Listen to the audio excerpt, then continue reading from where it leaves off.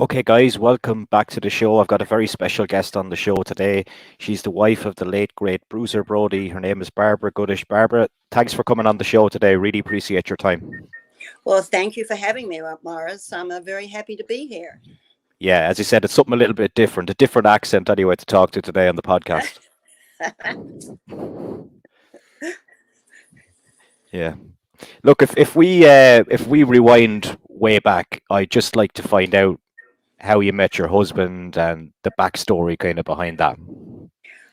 Well, I was in Australia in Sydney working in a hotel in Sydney, and we used to have all the American wrestlers would come over when they did the circuit of New Zealand and Australia. And I just happened to be working, and this was way back before, you know, internet, before YouTube, before this, being able to talk to everybody around the world. And as I was working there, I used to work the front desk every so often, and they would come, and you come to a strange country. This is back in the 70s. So you can imagine Yeah. how different everything was in the 70s. And they would get letters from their wives, and they'd show me the kids. They'd show me, the wife's photos and their kids' photos. And they became like big brothers to me. I mean, we had more the way from, Andre the Giant, Don Morocco, JJ Dillon. I mean, I could just go on and on, about the people that were over in those days. Yeah. So this one night they told me, and the person that was on the 3 to 11 shift did not turn up. So they took me into, I'd finished my work. They taught me, and well, look, we need somebody to, fill in. So I said, oh, well, why not? I'm not doing anything. So what happened was the boys, I'll call them the boys, were just coming back from their match. They'd gone to a match, and they were just coming back from their match. And I was just getting ready to leave. And they said, well, why don't you come up? It was an American gentleman that owned it was a Texas tavern. And then he had a bourbon and beef up the road.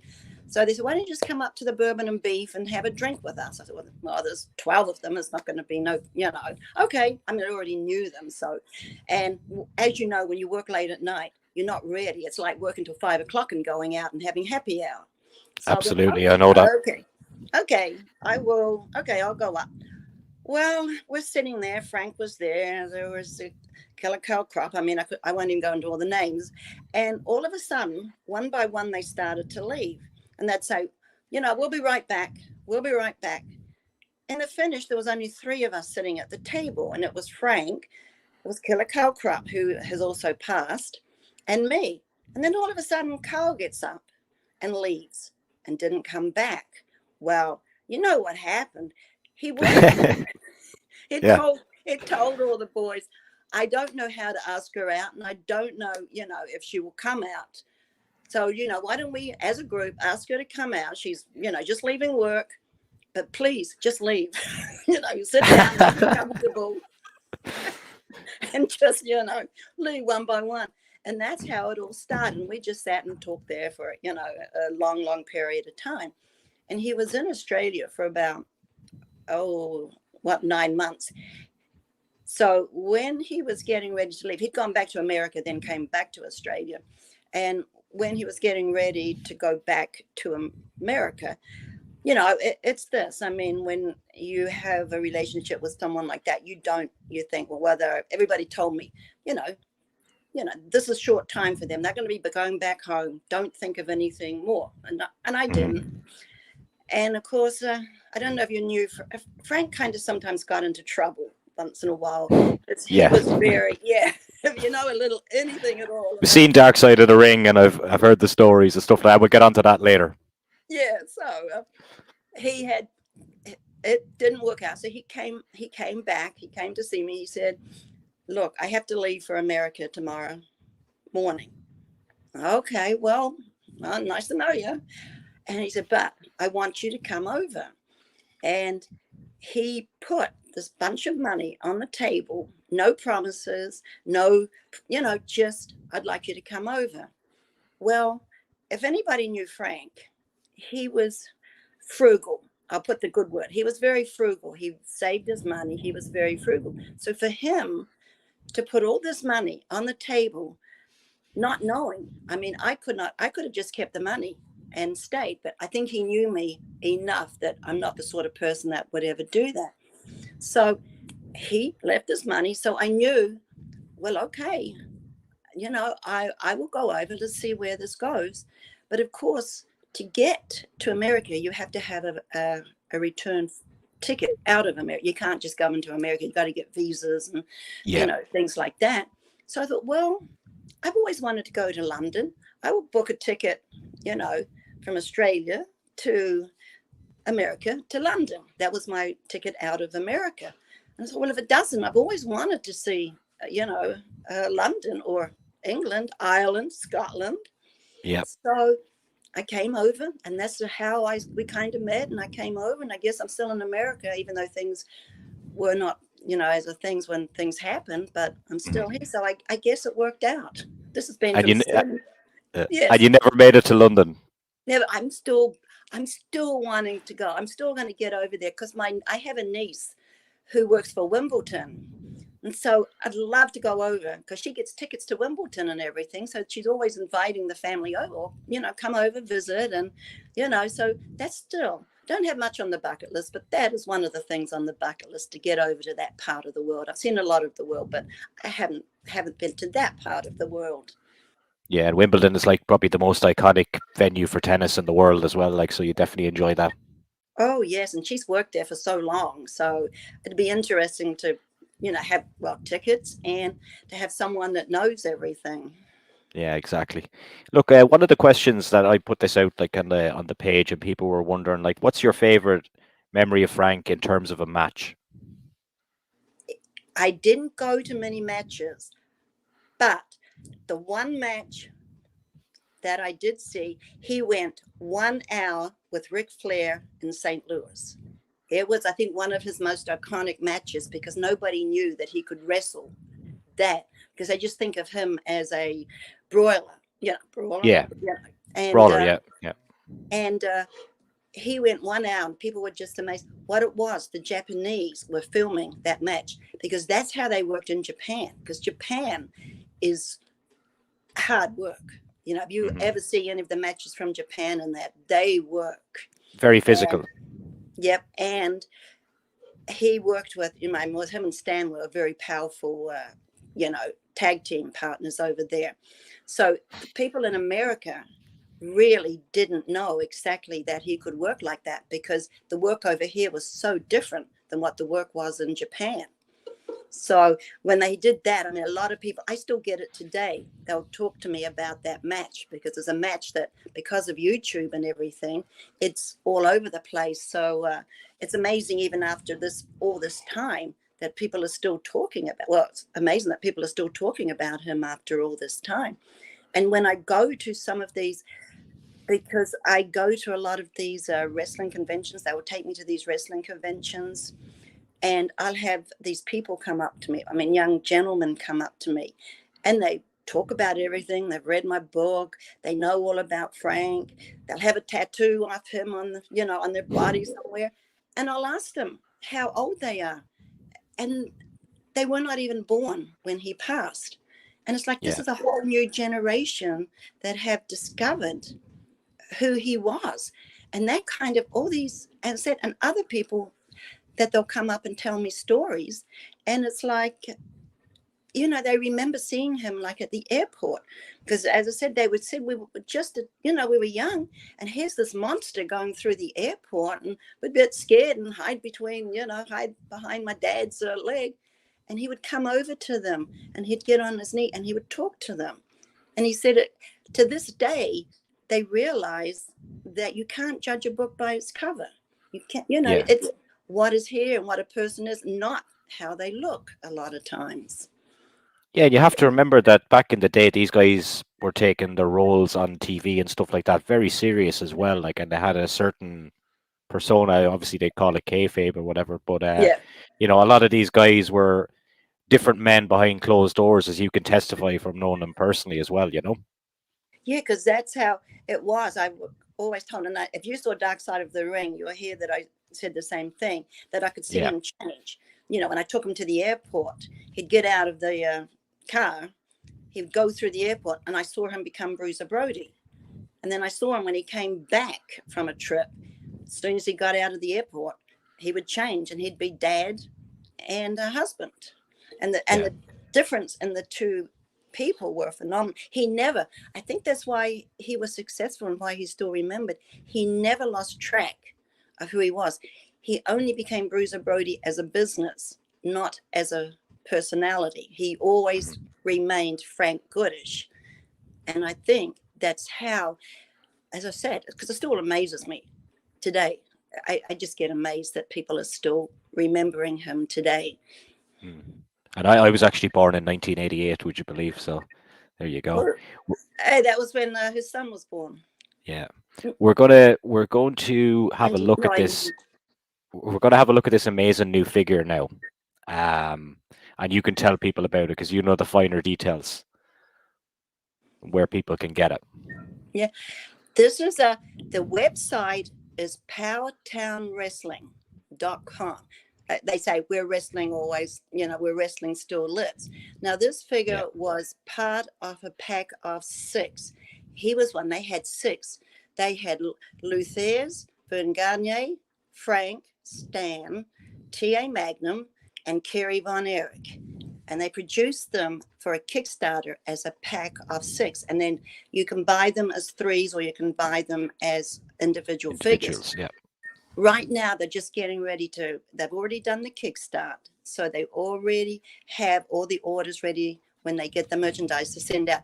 Then they are going to start offering them individually again. And then they're trying to do a deal with different people too, because you can't just let that figure be the Kickstart. You have to bring it out into the real world. And they're also going to be doing figures like before with a different, how he was in the very beginning, before he had that persona. So it's a really marvelous.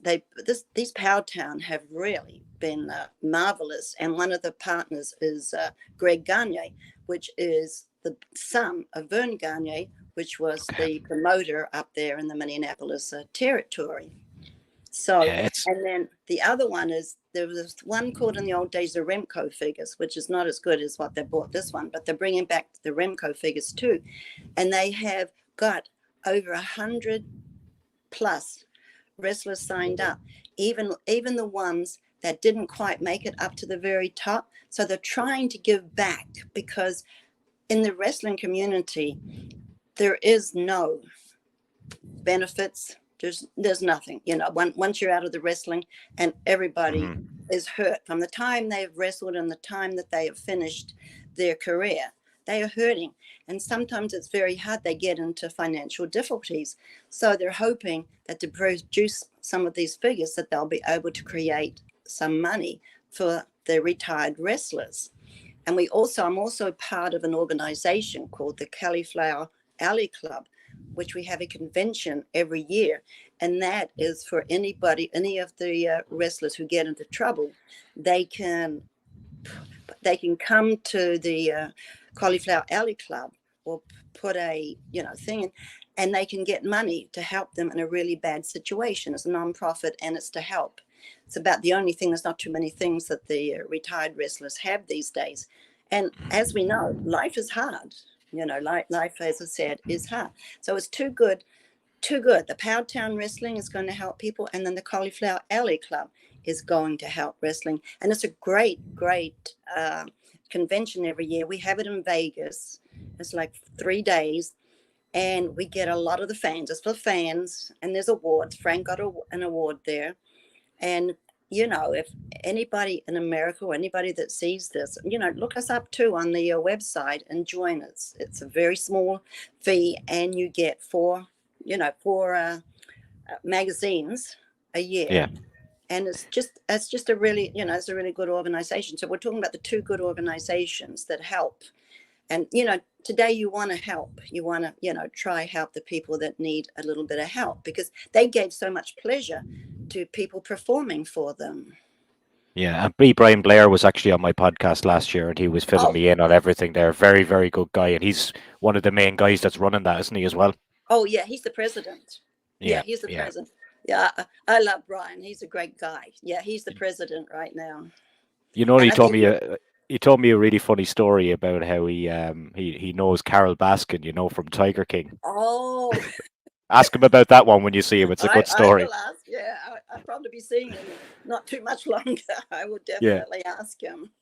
ask him about that. But in terms of the figure, it's nice to have kind of. I know there's various different pieces we'll touch on, but isn't it nice to have kind of something to honor his legacy as well? You know, something to look back on, similar to the book, which we'll talk about in a while as well.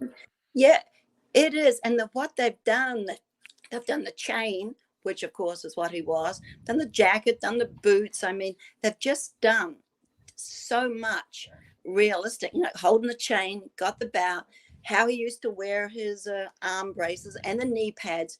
It's so real. You know what I mean? It's real. I've seen a lot of figures of him, but nothing like what this one is. As I said, I told them it's when they asked me about it, it was kind of, well, there's a lot out there, but they said, don't worry, this is going to be something that you will be proud of. And yes, Yeah. it's very, and as I said, powtownwrestling.com, they'll have all the information. They have all the information. They'll have all the information on that too. Yeah. So look, after a while, I suppose, like I seen you on Dark Side of the Ring, which we'll talk about in a while. Obviously, you're part of the book. So how did you end up kind of getting sucked into the business then from someone that wasn't involved in it at all? Like you kind of ended up becoming somewhat involved in it, didn't you? Well, after it happened, I lost my wrestling family. I just stayed pretty much away from everybody. Then in 2014, the two people that kept in touch with me were Stan Hansen, Buck Robley. There was just a few. And then I have friends like Tony Guerrera, who I know has also been on your podcast. Yeah, very nice guy. Yeah. I've known him for over 40 years, 40 plus years. So I had just a few people that kept in touch with me. And then 2014, I got notification. I did a show, one of the first shows I ever did. It was up in Amsterdam, New York, the Professional Wrestling Hall of Fame, when it was up in New York. And from that, it kind of snowballed. That was the first one I went to. Stan was there, so I felt comfortable with Stan. Then I did one. Then I did one in Fort Worth, and at the Fort Worth show, they surprised me. They had a big banner of the CAC. That was when they told me that he was getting an award at the CAC that year. And it kind of snowballed from there. And then all of a sudden, I found my wrestling family. It was just like finding family. It was so good just going, talking to everybody. They're telling me stories. And it was just, I mean, I have to admit, it was life-changing because I was pretty much, because we were lived in the country. Sometimes a lot of people didn't know who I was married to. He was just, wrestling. We didn't have a lot of TV back in those days. So they, they would see him, and then a lot of times they wouldn't. And they didn't really realize. And then, of course, when it happened, there was a little bit of publicity, of course, going on. And then a lot of people that didn't know knew. So it was kind of, I don't know what it was. It was just really incredible. And now I go to quite a few shows a year. And Herb Simmons, who is in just outside St. Louis, he's had a Bruiser Brody memorial show. So he has this memorial show that I go to every year, who they honor Frank. And it's funny. They still huss when I get in the ring to give a little talk. In the beginning, I was so afraid, and because not being used to, doing any talking or anything. They said, just look out, just don't worry. I won't say what they told me to tell people. Just look out in the audience. I can imagine. I'm not going to say anything. You could say whatever you want. There's no holding back here. So it was like, and like I said, it was just, and to do that, and then like I said, I found the family and found some really good friends, and lifetime friends, and connected with people that I knew in Australia. That was 40, that was 78 when I left, so it's 40 plus years ago. So life sometimes throws you some curves, but then sometimes the circle comes round, and it's like, as I said, now with Dark Side of the Ring, I know you want to ask me. Yeah. The That's thing, yeah, the thing with that, I couldn't believe. I mean, they were so great, Jason and Evan. But the thing that they did was, my son has never talked about wrestling, has never done anything. They got him to talk. The first time he has ever done anything was on the dark side of the ring. And I think because he felt comfortable, Jason and Evan were about his age. They got on really good. And I'm sitting there doing the interview. And then they turn around and asked them, said, "Hey, Jeff, why don't you say a few words?" I went, I could not believe. I was, as I said, I told them I think that was really healthy, because, I mean, he was 7 years old. yeah, And yeah. Of that's a course. pretty traumatic thing that he did. That's why he kind of blames wrestling. You know what I mean? Because that's took his dad away. Yeah, yeah, and that's probably understandable in the way that you kind of went out of it for a long time as well. You know, that's more than understandable. But when that was being made, because the kind of show it is, did you have any reservations about how the outcome would look? Of course, you know, Yeah. because I didn't know how. Yes, I didn't know, because once you're on that, you don't know how it turns out. As we know that there's a Hmm. lot that goes on. You'll do something, but then it gets turned all around. Like the book, somebody else wrote a book. Well, there was so much untruth in the other book that the person wrote that, you know, you just don't know. That's why, not to change subjects again, that Yeah, I no, know we're going to you're saying talk that. about that anyway as well, so it's all Yeah. good. So with the book, it was Larry Matisak, who Frank trusted so much. Larry was, Sam Muchnick, And Larry, and Herb Simmons. that's this book. Yeah, and I got it behind me too. That's Yeah, right. You yeah, got it, didn't you? yeah, Yes. And Larry's also, rest in peace. He's also gone. But when he approached me, the other gentleman had approached me, who wrote the book before my book, and I said, no, I'm not going to write a book. It took me a while till I could talk about it. You know what I mean? Now I can. I couldn't. You go into a funk. You just go into, your head just goes. You just forget. You just don't want to talk about it. You don't want to think about it because of what happened. yeah, And then after that, Larry approached me and he said, "Look, there's only two people that know the truth." I said, "You know the truth. I know the truth." He'd already written a couple of books on other wrestling things. And I said, "Well, I would do it with you because I trust you. I can't write." But he said, "You don't have to do anything. All you have to do is write the truth. Because when you write the truth, you talk the truth, you don't have to worry. It will be a truthful book from the personal side to the wrestling side."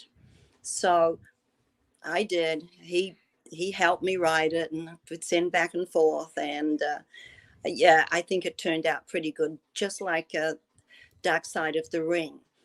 I'll have to say this. There maybe is a couple of little embellishments on there, which is natural. Nothing bad on some of the interviews, but everybody wants to. It's wrestling. They're going to put themselves over.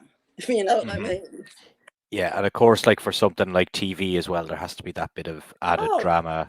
You know, I was on Vice's documentary of Vince McMahon. They used a clip from an interview with a wrestler, Mario Mancini. I don't know if you know him, but they used a clip. I'm not going to say what it was about. I'll tell you off camera because I don't want to bring attention to it again. But they used some pretty controversial words that were said about something that happened, and it's been in the news recently. And people, we'll leave it at that. We'll leave it at that. okay. You have to tell me later. I will. I'll tell you later. But the Hall of Fame story um, from years ago that I seen on when Hannibal interviewed you. It's kind of mad. Like, so for people watching this that don't know about the WWE Hall of Fame story, just enlighten me. I know the story, but I just for people that haven't heard it because it's pretty crazy. Well, I'm just looking on Facebook, and somebody put, "Congratulations to Bruiser Brody going to the WWE Hall of Fame." I went, "Oh, somebody's got it all wrong. What the hell are they talking about? Excuse me. What the hell are they talking about?" And I checked and I checked and I checked and I went, "What the blazes?" Then I called somebody and they said, yes, he's going into tonight into the WWE Hall of Fame Legends. Well, what is that? Nothing. You know.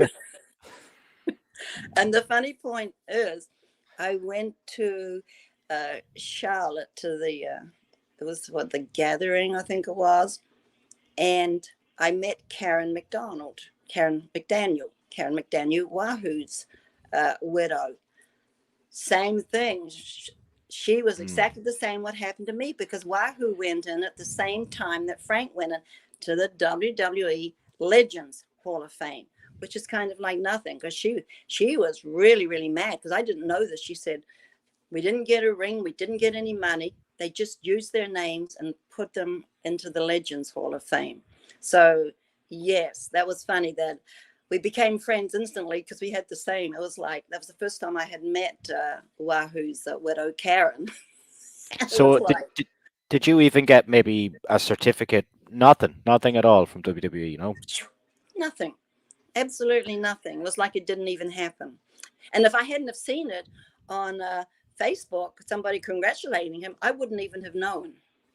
That all just went on. I wouldn't even have known that, you know.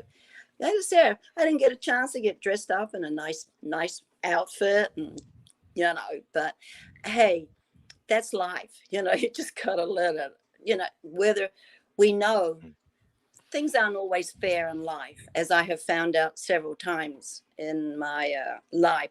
But you can't let it drag you down. Otherwise, you just give up living. I've known people that when bad things have really happened to them, that they have they've lived in the past. They've stayed in the past. They can't get over. You know, we all suffer from bad situations. But the point is, you don't forget, it's still there. But you just have to move forward, because that's what they would want, to move forward and not be depressed and stuck in a path that it's sad. I mean, it's sad. The couple of people that I know that are there, I mean, it's really sad because you can't even really talk to them, because all it is, they're still living in the past. And, you know, you have to, and that's why I try to tell people. And then, you know, when things happen, you just have to. It's not overnight, believe me. It definitely isn't overnight. It took me a while. But I moved on, and now I get to talk about him, and he's still and still like he's still here. That's what sometimes it's strange, because he has his Keeping own the legacy Facebook. alive. You know, he has his own Facebook pages that I monitor to make sure that there's nothing really bad. He's got 2 different groups, you know, thousands and thousands of people that are, you know, in this group. And what it is, it's so cool, because I see pictures of him like in Japan, not wrestling pictures that he's out there drinking beer, or at the, you know, doing things, or on a boat or something, you know, things that I never knew about, and things that made him ordinary, that people have as a picture that they're posting. So I see all the different pictures of all the different places he's been, and just regular pictures, not just wrestling pictures. Yeah, I had Dangerous Danny Davis on the podcast. He was my last guest there on Monday, and I said to him, Danny, would you like to go into the Hall of Fame? And what he said to me was kind of like what we were just talking about. He said to me, they'll put me in when I'm dead because it won't cost them any money. Yeah, That's what he said to me. I And know. I said do you really believe that? And he said, yep. That's what's happened. Me and Karen can attest to that. Yeah, well, that's what Danny told to me. It wasn't the answer I was expecting, but I was just like, well, okay, he went there. So what's current day-to-day life like for you then, Barbara? What do you get up to? Well, I usually I have a really good friend who is a musician, so I get to hear a lot of music. I do Tai Chi, I do yoga, I do, you know, different things, keep busy, you know. So it's just kind of, you know, living day for day, because sometimes that's all you have to do, because you never know what tomorrow is going to bring, you know. And I'll tell you something. That's why I've got my glasses on. I'll tell you something after we, you know. But yeah, because it doesn't matter. You get things thrown at you all the time. So I just try to be the best I can, keep busy, And just, hey, when you get old, what else can you do? Yeah, no, I Have you didn't got? forget. It's my birthday coming up on the 5th, and I thought I was younger than what I was. I kept saying to Yeah, someone, I could never remember my age. I'm yeah, 34 now, but yeah, I feel 21. It's all good. yeah, I'm, I'm, I'm only going to be this way. And somebody's looking at me and said, no, when were you born? Well, 49. No, you're going to be a lot older. No, you're not. I said, what? I'm older than what I thought I was? Someone has wished you a happy birthday in advance here. Oh, thank you. Quick off the mark. Thank Have you you. got any? Have you got any conventions or anything in the pipeline, or what's your plan, say, for the rest of this year? Well, coming up in the first weekend, the 6th of May. I'm pretty good to the 6th of May. That's when they start. The 6th of May, going to New Jersey. There's a big convention in New Jersey with Tommy. Then the next weekend is Herb Simmons, Bruiser Brody Memorial, where he's having a huge, big convention with so many. I won't go through into all the people, but there's so many different people that are going to be there. It's going to be a big convention. Then July, Waterloo, Iowa, there's another Hall of Fame there, the Dan Gable Hall of Fame, Luther's Hall of Fame. Excellent. In July. Then I think it's August is the gathering in Charlotte. And I know I probably left out a couple, but that's the ones I've got right now. Oh, and then of course also August is we're having it the last weekend is the CAC in Las Vegas. So busy times ahead. So that's busy times ahead. So yeah, and like I said, it's really good because I get to see everybody, and it just I hear all the stories. I like the fans; they'll always come and talk to me, and of course I've got a Facebook page, and I try to keep up with the fans there. And I always like to remember, like when I go to the conventions, I always like to put on my Facebook page who's going to be there. Just to see, yeah, who's going to be there, mainly so I can look at their profile. So when they come up, I like to be able to call them by their name because I know that, it's like, well, hi, John. Nice. My name. Yes. Because I like to do that personal because I know sometimes how that means is the being personal with people. It's just a little bit. It doesn't take much to kind of give people a little happiness in life. Exactly. And look, what I will do is I'll put the Facebook pages underneath this video and the link to the figure and the link to the book. And if people want to check it out, they can. Where's the best place to get all the Brodie content, really? Would it be the Facebook groups? Probably the Facebook groups, because a lot of them go in whether there's any figures coming out or whether there's anything going on. And I always post on there too. Like I've got a big poster now that I'm going to be posting on there for a Herb show in the 13th and the second weekend in May. I think it is the 13th of May. So I post a lot of the things on when I'm going anywhere or anything like that. And a lot of people will post information. And I think somebody, they'll put like YouTube ones on. I see things, as I said, I go there to find out too. Yeah, stuff you haven't seen even. Yeah. Yeah. So that's probably the best is the Facebook pages, and anybody can contact me and leave me a message on my Facebook page, Barbara Goodish. I'm just under my name. So I'd love to hear from people, and I think that would be, great, because I like to talk, especially as I said, you're across the sea. You're a long way away. And here we are talking live, like across the sea, like it's crazy, isn't it? Really, what you can do now. I know. I'd love to have some people come over, because then if I ever visit, I might have a few people I can contact and visit. Well, I've talked to a lot of people on this podcast, and I'm saying, come to Ireland. We'll go for some beers. That's what we do over here. oh, you gotta have beer. Yeah. What Barbara, what beer do I drink?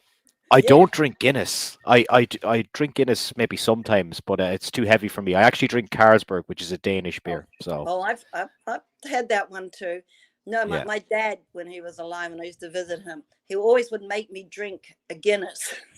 Because the doctor told him, The doctor told him to drink a pint of Guinness a day. Yeah, did he? Yeah, but that's a thing over here as well. It's good for your iron levels, apparently. Yeah, and so I would go there and visit, and he'd make me sit down and have a little bit of Guinness. So, Okay, so you're pretty much Irish then as well. That's grand. We've yeah, figured good out and the Guinness. roots here now. Look, Barbara, it was a pleasure to chat to you today, and thanks so much for your time. And thank you. I enjoyed it, and just thank you everybody for remembering Bruiser Brody, Frank Goodish, because his family is very honored that he's still remembered. Thank you. And thanks so much, Barbara.